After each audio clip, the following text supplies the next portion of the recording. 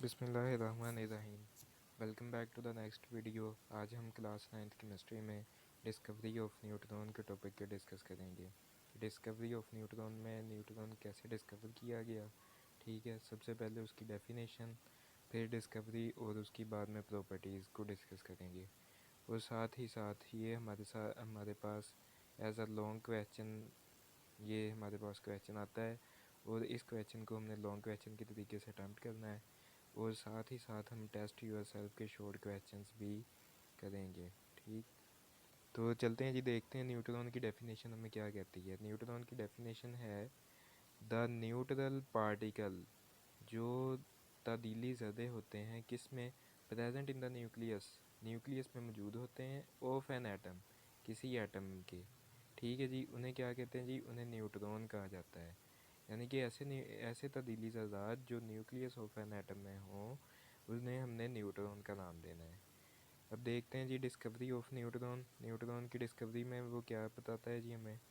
Rutherford observe that, Rutherford ने अब ये मुशाहदा किया कि atomic mass of an element, के जो एटॉमिक मास है जी किसी भी एलिमेंट का, could not be explained on the basis of the masses, कि वो जो है एक्सप्लेन नहीं किया जाता, उसे उसकी वजाहत नहीं हो पाती किसकी बिना पर जी, on the basis of the masses of electron, electron के मास पर, एंड प्रोटॉन ओनली, या जो प्रोटॉन है हमारे पास उसका मास हो गया, या हमारे पास मास ऑफ इलेक्ट्रॉन हो गया, तो उसकी बेस पर हमारे पास एटॉमिक मास जो है किसी इलेक्ट्रॉन का वो डिस्कस नहीं होता। ही प्रिडिक्टेड इन 1920, उसने 1920 में ये अखज़ किया कि सम न्यूट्रल पार्टिकल, कुछ ऐसे तब्दीली ज़रात हैं जिनका मास तो खैर नहीं होता है, हैविंग मास, जिनका मास होता है equal to that of proton, proton के बराबर, must be present in an atom, वो किसी भी वो हर एटम में मौजूद होने चाहिए। दस scientist was in search of, इसलिए जो साइंसदान थे उस वक़्त के, वो इस जस्तजू में पड़ गए कि सच अ न्यूट्रल पार्टिकल, ऐसे तब्दीली ज़र्रे की जो है वो तलाश में, जो मुतलाशी हो गए उस तब्दीली ज़र्रे की जिसका मास जो है वो प्रोटॉन के मास के बराबर होना चाहिए, ठीक। इवेंचुअली अब जो है ये हमारे पास एक सानिया ही हुआ था, खैर वो साइंटिस्ट ने तो बम्बार्डमेंट करवाई थी ना, ये इवेंचुअली जो है ये सानियाती तौर पर इन 1932 चैडविक, जो चैडविक साइंटिस्ट था, उसने क्या किया जी, डिस्कवर्ड न्यूट्रॉन, न्यूट्रॉन को डिस्कवर किया। 1932 में उसने न्यूट्रॉन को डिस्कवर किया, ठीक है। व्हेन ही बम्बार्डेड, अब उसका प्रोसीजर क्या था। प्रोसीजर में वो बताता है कि व्हेन ही बम्बार्डेड, जब उसने बम्बार्ड किया जी अल्फ़ा पार्टिकल्स को।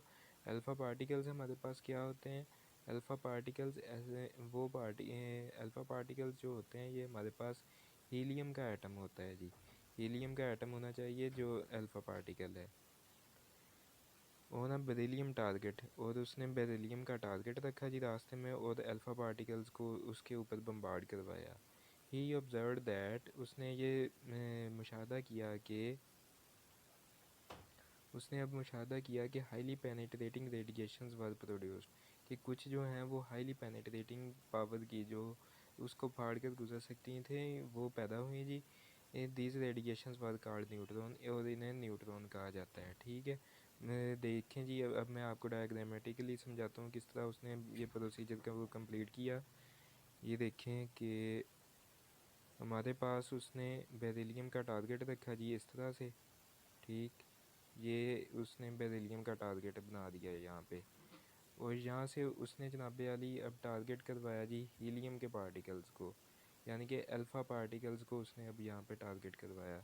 क्या जी, ये क्या है, ये हमें बता रहे, ये हमारे पास अल्फ़ा पार्टिकल हैं जी, ये हमारे पास क्या है जी, अल्फ़ा पार्टिकल हैं, ठीक। और ये हमारे पास जो है ये बेरिलियम का टारगेट पड़ा हुआ है जी, ठीक। जब वो आके इनसे टकराते हैं तो as a result beryllium target से ये आके जी अल्फ़ा पार्टिकल्स टकराए, तो एज अ रिज़ल्ट हमारे पास क्या प्रोड्यूस हो गया जी, हमारे पास प्रोड्यूस हुआ साथ ही साथ कार्बन, सॉरी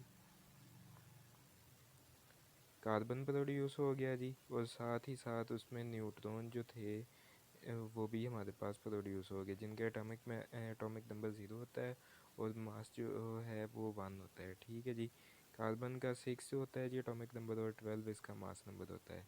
जब ये अल्फ़ा पार्टिकल्स आके इससे टकराए, ठीक है जी, बेरिलियम टारगेट से, ये वाले बेरिलियम टारगेट से, तो एज अ रिज़ल्ट हमारे पास कार्बन प्रोड्यूस हुआ और साथ ही साथ न्यूट्रॉन प्रोड्यूस हो गया जी।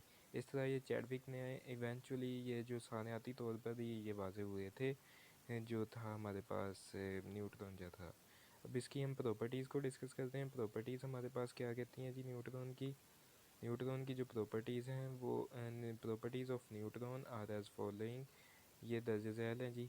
Neutrons carry no charge, neutrons का चार्ज नहीं होता है। ठीक है, दे आर न्यूट्रल, ये न्यूट्रल होते हैं, तब्दीली होते हैं, इन्होंने कोई एक्शन रिएक्शन में हिस्सा नहीं देना होता।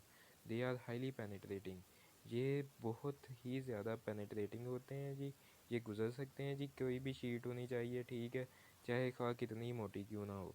मास of these particles was nearly equal to the mass of proton, जो ये पार्टिकल्स हैं न्यूट्रॉन्स का जो मास है वो मास ऑफ प्रोटॉन के बराबर है।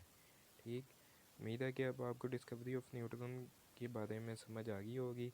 अब हम टेस्ट यूर सेल्फ को डिस्कस करते हैं जी। साथ ही साथ टेस्ट यूर सेल्फ में आपको आंसर भी बताऊंगा और आंसर भी खैर ये स्लाइड में शो हो रहे हैं जी। जी, तो हम डिस्कस करते हैं जी अब test yourself. Test yourself 2.1 जो है हमारी केमिस्ट्री की बुक में, उसे हमने डिस्कस करना है। पहला पार्ट देखते हैं जी। पहला क्वेश्चन क्या है जी हमारे पास टेस्ट यूर सेल्फ का।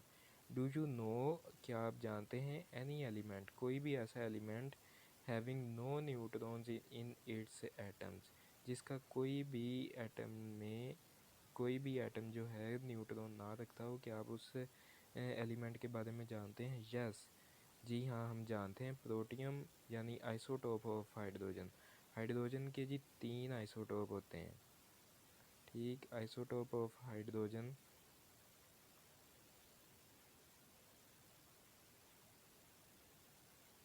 आइसोटोप ऑफ हाइड्रोजन जो हैं ये हमारे पास 3 होते हैं। ये प्रोटियम H11, ठीक है, ड्यूटेरियम H12 और ट्रिटियम H13। आप ये इसको 7 चैप्टर में डिस्कस करेंगे, प्रोटियम को, ड्यूटेरियम को और ट्रिटियम को। ठीक है, हाइड्रोजन का ये जो प्रोटियम है ना, ये हमारे पास isotope of hydrogen has no neutron in it, इसमें कोई भी न्यूट्रॉन नहीं होता। ये देखें, मैं आपको समझाता हूँ। H11, ठीक है, H11 का क्या मतलब है जी कि न्यूक्लियस में एक ही प्रोटॉन है, ठीक है, और जो है जितने प्रोटॉन होते हैं उतने ही उसके शेल में इलेक्ट्रॉन्स होते हैं, और ये एक हमारे पास शेल में ये इलेक्ट्रॉन घूम रहा है। ठीक, जब एक ही प्रोटॉन है तो इसका मतलब क्या हुआ जी, उसके पास एक ही इलेक्ट्रॉन है और कोई उसके पास न्यूट्रॉन नहीं है, यानी कि न्यूट्रॉन जो है वो ज़ीरो है। न्यूट्रॉन यहाँ पे ज़ीरो है जी। नेक्स्ट पार्ट देखते हैं जी। हु डिस्कवर्ड एन इलेक्ट्रॉन, एक इलेक्ट्रॉन को, a proton and a neutron, और न्यूट्रॉन को किसने डिस्कवर किया? इलेक्ट्रॉन को विलियम क्रूक्स ने जी डिस्कवर किया था। कब किया था? 1897 में। प्रोटॉन को गोल्डस्टीन ने डिस्कवर किया था 1886 में। और न्यूट्रॉन को जो है वो जेम्स चैडविक ने 1932 में डिस्कवर किया था। पार्ट नंबर 3 देखते हैं जी टेस्ट योर सेल्फ का। उसमें वो पूछता है कि हाउ डज इलेक्ट्रॉन, एक इलेक्ट्रॉन जो है, डिफर फ्रॉम अ न्यूट्रॉन, किस तरह ये मुख्तलिफ है जी न्यूट्रॉन से। इलेक्ट्रॉन की सबसे पहले हमने डेफिनेशन लिखनी है, यानी कि the negatively charge particles present in an atom is called electron. ये प्रीवियस लेक्चर्स में मौजूद है डेफिनेशन। न्यूट्रॉन की डेफिनेशन लिखनी है जी, the neutral particles present in the nucleus of an atom is called neutron. ठीक है जी, इस तरह हमारा पार्ट पहला जो डिफरेंस होगा ये हो गया जी डेफिनेशन का। दूसरा हमने लिखना है जी electron is negatively charge. Electron जो होता है ये नेगेटिवली चार्ज होता है। न्यूट्रॉन जो है, न्यूट्रॉन इज़ न्यूट्रल, और न्यूट्रॉन जो होता है ये न्यूट्रल ही होता है। ठीक है जी।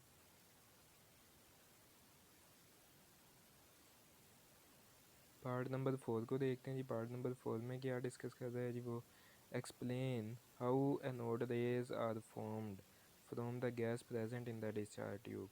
कि एनोड रेज जो हैं ये किस तरह बनी जी, जो कि गैस हमारे पास डिस्चार्ज ट्यूब में थी, उसको हम डिस्कस करते हैं। Anode rays are produced, anode rays तब पैदा हुई, तब जो है ये वाक़ हुई इन द गैस में, ठीक है। एनोड रेज गैस में ही पैदा हुई थी ना जब प्रोटॉन हमारे पास बना था।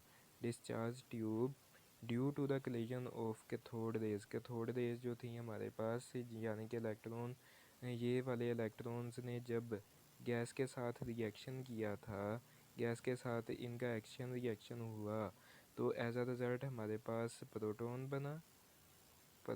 बना जी, जिसको हमने क्या नाम दिया था, एनोड रेज का। ठीक हो गया, एनोड का जिसको हमने नाम दिया था।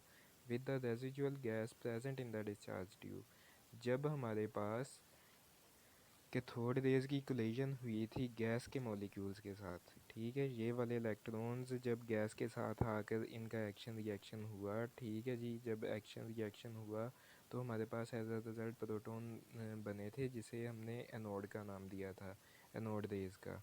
इस तरह हमारे पास एनोड रेज बनी थी। आज का लेक्चर जो है वो कंप्लीट हुआ। आज के लेक्चर में हमने जो है डिस्कवरी ऑफ न्यूट्रॉन को पढ़ा जी, और साथ में टेस्ट योरसेल्फ 2.1 के क्वेश्चंस किए। उम्मीद है कि आपको समझ आई होगी। अगर आपको समझ आई है तो मेरे चैनल को लाइक, शेयर और सब्सक्राइब कर दें।